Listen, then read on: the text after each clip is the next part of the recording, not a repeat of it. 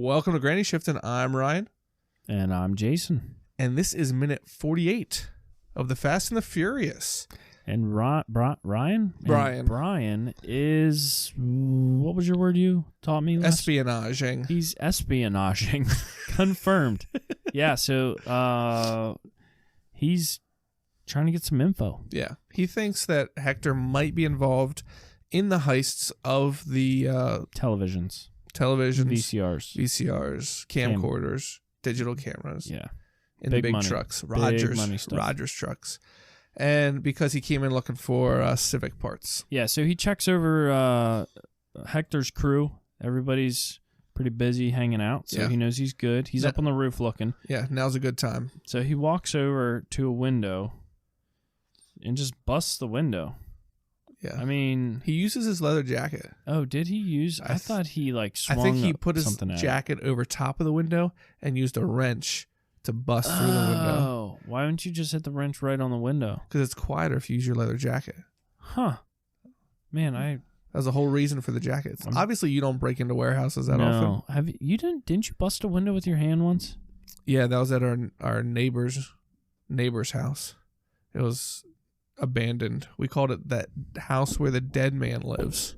Oh, was it that weird house in the woods? You're right. Yeah, it was totally overgrown, and it was a pretty awesome house, but someone just let it go to nothing, and we had big trouble. You went over that one time. Yeah. And you recorded a music video there with Feaster, didn't you? Yes, that's right. That was really weird because you didn't live out in the middle of nowhere. You're in a pretty urban area and with a little woods behind you, and there's just this creepy abandoned house behind you. Yeah, and you couldn't even see the house from the road. It was so overgrown. The driveway was so overgrown with stuff. Of course, as a kid, you're going back through the woods and you find this house. Yeah. It's totally abandoned, and you feel like you discovered this ancient. Were you allowed to go back to it? Yeah, we went. You mean return to it? Your parents were like, "Yeah, that's fine. Go hang out at the." I think for one, it's trespassing, house. And because somebody owns it, right? And it's not us. Was there a sign? No. That's a gray area. There's no trespassing signs, and you're allowed to trespass. Well, if you got injured, you could sue them. You could be rich. No, because they don't say no trespassing. But I think that was the other thing. The floors were rotting through, and it was kind of a dangerous situation. It was a single story house, though, right? No, it was second story. Staircase? Man, I don't think I actually went inside. We went up the steps, but not onto the second floor, because on the first floor you could see the sealant hanging down for water damage and stuff. So yeah, but we busted a window there. Yeah. How do your parents know you busted that window? I wonder how that wrapped something around my hand. So you didn't get cut. I feel like people always bust a window, and when they pull their hand back through, they slice themselves. You probably used your leather jacket. Yeah, I had my leather jacket with me. Right. Yeah. So Brian your parents know now. Right. They knew before. Oh, okay. Yeah. We have an open contact relationship with them. Open contact? Yeah. That means you can talk about things. Feel free to talk about. It's called open contact? I made that term up just right now. It sounded made up. I feel like it could apply. It sounded like a made up term, though. Do you and your parents have an open contact relationship? I try to minimize contact. Oh, you have a minimal contact relationship. With everybody except for my wife. Oh, okay. That's good. I'm more of an open relationship type of guy. Okay. Now that we got that settled. So Brian's in the he's in. He broke a window at the right spot because there's a staircase. Yeah. And so he walked down into the warehouse. I wonder how many windows he would have had to break. Yeah. Is that a Jeep up on the lift? No, that's some he's got taste. You're right. It's an old grill. Hudson or something like that. Okay. But then we see mostly Civics. Red Civic, Silver Civic. And we see a green Civic. Racing Heart. Ooh, Racing Heart was a big wheel manufacturer. I had Racing Hearts on my IS300. Do you remember that? I had Racing Hearts on my 240SX in Need for Speed. I don't remember that. Need for Speed. That makes sense. Yeah. So there's a Racing Heart banner in the background. Yeah. I don't even think they're in business anymore. I don't even know. Look how skinny those tires are. Okay, so he's doing some deep inspection. These cars aren't ready to take down a tractor trailer. I mean, that is a stock exhaust if I ever seen one, that's just, inch and 3/4 diameter. I mean, were they even that big? Inch and 3/4? I don't know, but it's got 195 Pirellis on it. And what do we know about the tires? They were not Pirellis, Mashimoto. Yeah, these are definitely not Mashimoto tires. But these are currently stock Civics. He came in looking for parts, so looking at the tires now does nothing. They are not souped up yet. You're right. And like if you left skid marks all over a multi-million-dollar robbery or $500,000 robbery, whatever it was. They're up to $6 million now. It's getting political. So it is It's political. It's a political robbery. You might be like, hey, let's swap the tires out. Yeah. Might be a good idea. Kind. They might be running the DNA stamps on our tire treads. Yeah. And now we need to switch the tires out to some Pirellis. 14. Threw him off. 14-inch wheels. So there's no way that they are trying to steal cars with these. No. 89H. And they're mud and snow tires. Yeah. So that is his deciding factor, that these are not the vehicles. Okay. The stock exhaust doesn't give it away. The stock body doesn't give it away. You're a technical car guy. Super technical. M&S on your tire. Yeah. I see them advertised. People say, these are snow tires. I was told, correct me if I'm wrong, if your tire says M+S on it, that's just a tread to groove ratio that it falls into a category to be M+S. So, like, does that make sense? So, like, if your tire, you can have a summer performance tire, and if it has enough grooves in it, it can still be a mud and snow tire. It can still have that M+S rating, and it should never be used in the mud or snow. Yeah, I'm not sure what the groove. I don't know what you're talking about. Okay, we don't really worry about that. Those are like parts of the tire that don't matter. Right, all those numbers. Yeah, like it's already divided into like all season, summer, or winter, or high performance. Traction A or AA? AA? Yeah, they have AA. Traction. Oh, okay. No, just AA. Okay. But there's like the more important numbers are like the 80. These were 89H. There's like 97V, 92S, 101. Oh, okay. And those are the important numbers. Those are like the speed rating. So the speed rating is the letter. I don't have memorized what the letters mean. Like how many miles per hour it can go to before it shreds. Yeah, and like even like the lower ones are like 110. You know what I mean? Right. Like the I don't know what the H's are, but the other number, the 89, refers to how much weight that tire can hold.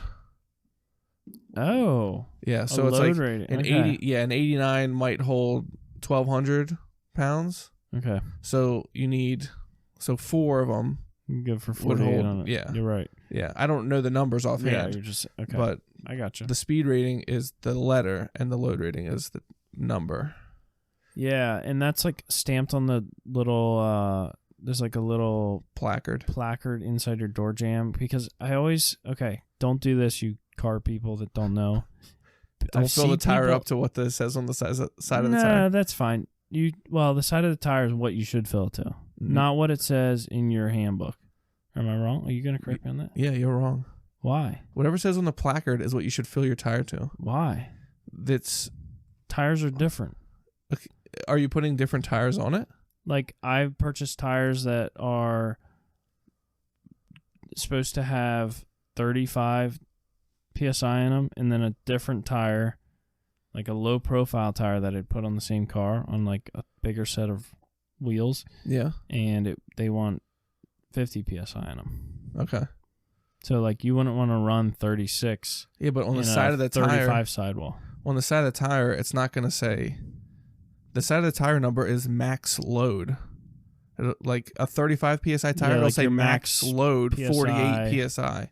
For setting the beads. So that's like if you like have 4 people, large people in the car, plus the trunk loaded up. Okay, then you want to put your tires up to 42 or whatever, but don't go above 42.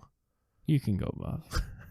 You can. I've run like 70 already. Yeah, and then people come in and the center of their tire is worn out. No, and they're like, it must be an alignment issue.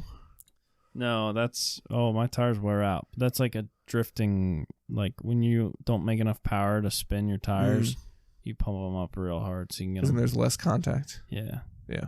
So, but, okay, so, disagree to agree.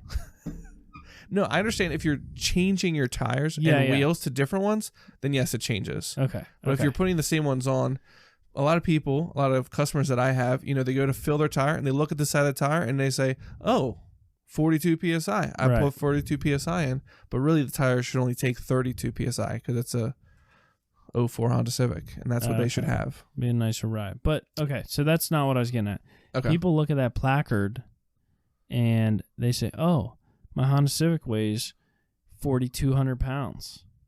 But it's what the tires are rated. It's like the GVWR. Yeah, it's like the max. Gross vehicle weight rating. Right. Yeah. So like what you can load it to and the tires can handle Plus the car. Right. Yeah. But I'm like, no, you trust me. This car is not. Yeah, it says right here. This is the vehicle weight. Right. 4,200 pounds. People do get confused about that. Don't do that, people. Yeah. Yeah. And that also, for trucks, then it changes like your registration costs and stuff like that.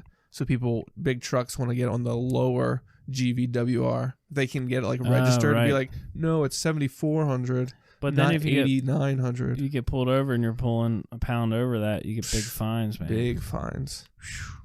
Anyways, so these are Pirelli tires. Interesting thing about that. Okay. Truckers, weight. There's a company I work with. I'm not going to say any names. Okay. Is it Rogers Trucking? No. Oh. No, they're a fab shop. Okay. So we help them out. They help us out, right?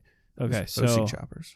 They do some work on tractor trailers and like some customization of them too. And something they'll run is a triple airbag setup on tractor trailers. Okay. And so guys that are pulling their own trailers, what it'll let them do. So the airbags, they can lift pressure off of their wheels, and if they set it up on 3 different airbags, when they roll across the scales, they can pick up the tires because you're not completely on the scales all at once, so it calculates it as you roll across. So they'll put all the weight on the tires not on the scale, so they can roll across at 120,000 when they're only rated for 90,000. Wow. It seems like a lot of work to run sketchy, but yeah. Gotta make that money, right? There's still a chance you might get caught. Right. And then it's big if you don't time it right. And I guess you're just delivering more goods, so you make more money. They get paid. The drivers get paid by how many goods they deliver. I think when you're like independent like that, you're not getting paid by the mile because you're running your own truck. Yeah. Interesting. Yeah. So, all right. Tricks of the trade. Back to the minute here. Brian is like, no, these aren't the cars. Yeah, I'm getting out of here quick. Like he sees the tires and like he's sold, skittling out. Yeah, and so I work carpentry for many years, and there is not many things you mount to a building that you can shimmy down like this. People always do this on like spouts, random pipes, and the trim, and and the spouting. It's not happening. What is that pipe? I don't even know. It's it's definitely a shimmy pipe. It was put there just for him to come down. There's no reason that pipe should be there. And here where I paused it, the video people, you can see he's about to get smacked in the back of the head. Yeah. Somebody's waiting at the bottom. Oh, man. Butt of the gun to the back of the head. Man, it's like and his head flies into the garage door. Dude, do you think that was a stunt double or... That was like a pretty hard whack. Even his face hitting the wall. Paul. It was all Paul. Man, Paul, you really took one for the team. Now we get this angle. Single barrel shotgun. That's not impressive. Single barrel. I guess if it's a single barrel, you just say shotgun. Yeah. If it's a double barrel, you say double. Yeah. If it's a triple barrel, it's probably not a shotgun. Have you ever seen triple barrel shotguns? They exist? I don't know. Probably. Doesn't Probably matter. Somebody made one just to be like, hey, look what I did. Then you have to have a separate trigger for each thing, and then each double barrels have 2 triggers? Mm-hmm. Some of them are like front and back. Some of them are side by side. Like, do you just reach across? Mm-hmm. You want to make sure you pull the first one. Man, first. Can you do them at the same time? I'm guessing you can do them pretty close together. The ones that are like front and back, I don't know. I've shot both of them, like each way, like in the front, the back, and the side to side. But that's your wife. She'll probably know. She's a gunner. She's a gun connoisseur. Yeah. But this is definitely a shotgun. He still has his leather. It's Vince. Did we tell them? Oh that? yeah. So Vince is holding the shotgun, and he's got his leather bracelet on. Both of them. See, the thing is, if he would fire, he's holding the shotgun at arm's length. And if he would fire the gun here, that would like his arm would like not be able to hold that at all. No. So it's not really scary. Like obviously you're not going to fire the gun right now because of how far away you're holding the gun from yourself. Right. Yeah, he's not using proper etiquette. He's only got one hand on it. Yeah. What's his other hand doing? Put it on the gun and hold it right if you want to do something. He's just trying to scare Brian. But he knocked him out. Yeah. Brian is out cold. He's out. For like, does this happen? Like, I feel like if people get knocked out, they're out for a few seconds. But like, if you knock somebody out and they're out for like a half an hour, like you better get to the hospital, man. Yeah, really. It's not like you're just waking up like, oh man. Especially, I mean, it's one thing to get knocked out and just lay there. But if someone's picking you up and dragging you across the parking lot, I feel like you would know. I mean, I've never been knocked out. But yeah, me either. Yeah. I know Melody, when she was given blood one time, she got fainted. Out. She didn't get knocked out, but she fainted. And to bring her back, they had to drag her across the parking lot. No, they had to break one of those smelly sticks. Ammonia. Smells salts. Smelling salts. I smelled one of those by mistake once when I was a child. Did it make you cry? It was, so I was really young, and I remember like playing with this thing in my parents' first aid kit. I'm like, what is this weird little pill? And then it just crushed, and I was like, huh? And then I was like, breathed in, and I remember being like, oh, what just happened to me? It like, if I remember, it almost reminded me of like eating a spoonful of horseradish. Right, yeah. Straight to the brain. Yeah, it was like right up in the brain. Yeah. I kind of like that about horseradish, but only like a little bit. Like wasabi not on a sushi. Whole spoonful. Yeah, not a whole spoonful. Yeah, like wasabi. So where are we at now? He gets dragged. Looks like a junkyard, but that's where we end the minute 48. Yeah, Vince is dragging Brian's limp bod across the parking lot. Yeah. So Brian got busted. Yeah. Seems like this could be the end of the road for our buster. They figured out he's a cop. The buster got he's busted. Spying. Yeah. Espionaging. And Vince was already a little the spy, suspicious. The espionager was being espionaged. Let's wrap this up. I got to pee. Okay. That's the end of minute 48. Thanks for listening. I'm Ryan. And I'm Jason. And always remember, winning's winning. Sure is.